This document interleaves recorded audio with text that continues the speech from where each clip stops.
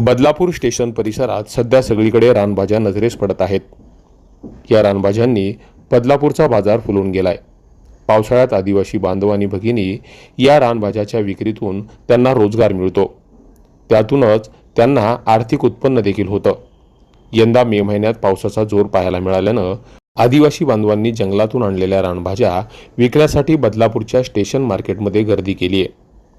रानभाज्यांमध्ये विशेषतः शेवली, कुरडू, टाकळा, तेलपाट, मोधुरे अशा विविध रानभाज्या टोपलीत घेऊन आदिवासी भगिनी विकताना दिसत आहेत। या रानभाज्या पौष्टिक असल्यानं नागरिक त्या आवर्जून खरेदी करत आहेत। दरम्यान सध्या सुट्टी असल्यानं अनेक नागरिक हे गावी गेलेत, त्यामुळे बाजारात काहीशी गर्दी थोडी मंदावली आहे।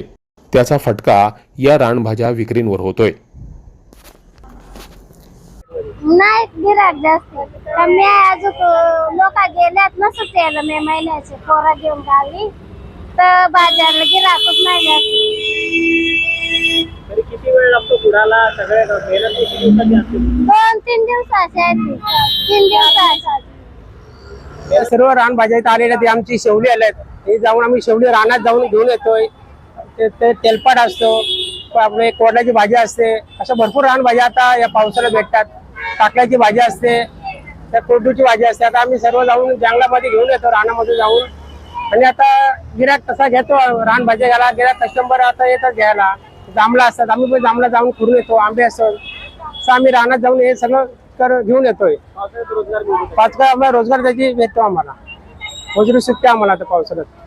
शेवली, कुरडू, परत टाकला, तेलपाट, आकूड, मुदोड, करदा, जांभळा नाही गिराकच नाही। ते सकाळपासून बसले। दरम्यान या रानभाज्या पौष्टिक असल्यानं तुम्ही देखील पावसाळ्यात या रानभाज्या नक्की खा आणि बदलापूरच्या बाजारपेठेला भेट द्या। Public media, Badlapur.